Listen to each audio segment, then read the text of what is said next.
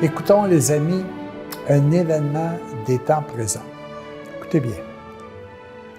Cet événement des temps présents, en passant, a été écrit il y a environ 2000 ans.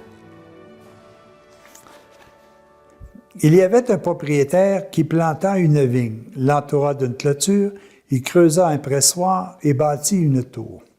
Puis il la donna en fermage à des vignerons et partit en voyage. Quand le temps des fruits approcha, il envoya ses serviteurs aux vignerons pour recevoir les fruits qui lui revenaient. Mais les vignerons saisirent ses serviteurs. L'un, ils le rouèrent de coups, un autre, ils le tuèrent, un autre, ils le lapidèrent. Il envoya encore d'autres serviteurs, plus nombreux que les premiers. Ils les traitèrent de même. Finalement, il leur envoya son fils en se disant « Ils respecteront mon fils ». Mais les vignerons, voyant le fils, se dirent entre eux « C'est l'héritier. Venez, tuons-le et emparons-nous de l'héritage. » Ils se saisirent de lui, le jetèrent hors de la vigne et le tuèrent. Eh bien, lorsque viendra le maître de la vigne, que fera-t-il à ces vignerons? Ils lui répondirent, les apôtres lui répondirent, il fera périr misérablement ces misérables, et il donnera la vigne en fermage à d'autres vignerons, qui lui remettront les fruits en temps voulu. Jésus leur dit, n'avez-vous jamais lu dans les Écritures, la pierre qu'ont rejetée les bâtisseurs, c'est elle qui est devenue la pierre angulaire. C'est là l'œuvre du Seigneur. Quelle merveille à nos yeux! Aussi, et je vais vous le déclarer, le royaume de Dieu vous sera enlevé et il sera donné à un peuple qui en produira des fruits. Celui qui tombera sur cette pierre sera brisé et celui sur qui elle tombera, elle l'écrasera. En entendant ces paroles, les grands prêtres et les pharisiens comprirent que c'était d'eux qu'il parlait. Ils cherchaient à l'arrêter, mais ils eurent peur des foules car ils le tenaient pour un prophète.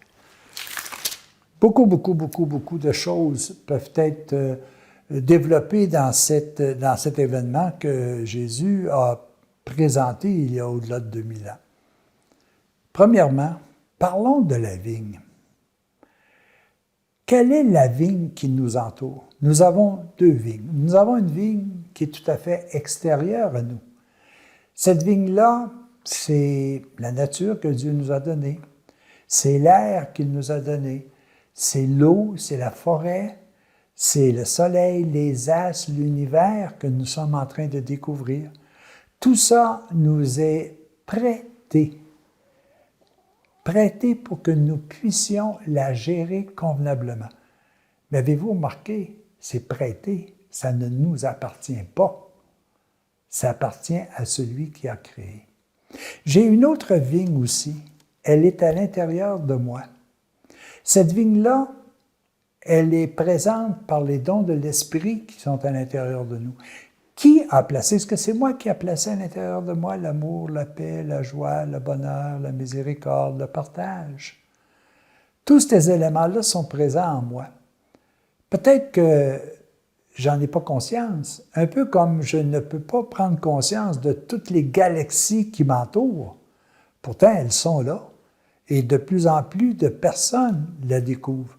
Est-ce que je suis capable de découvrir à l'intérieur de moi l'immensité des galaxies qui m'habitent?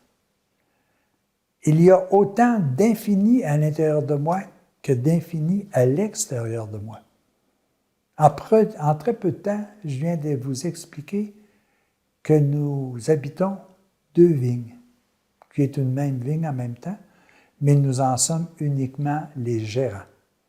Et c'est au fur et à mesure de nos capacités que nous pourrons véritablement la découvrir. Maintenant, qu'est-ce qu'on en fait? Est-ce qu'on est véritablement capable de bien gérer ces vignes-là?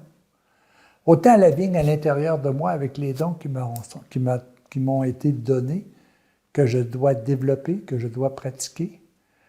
Est-ce que je suis capable également de gérer la vigne extérieure? Est-ce que je prends soin de l'environnement? Est-ce que je prends soin de l'air? Est-ce que je prends soin de la nuit qui m'est donnée pour me reposer? Comment je gère ces éléments-là? Puis ce qui est encore extraordinaire, c'est quels sont les fruits que je vais apporter, moi, comme gérant.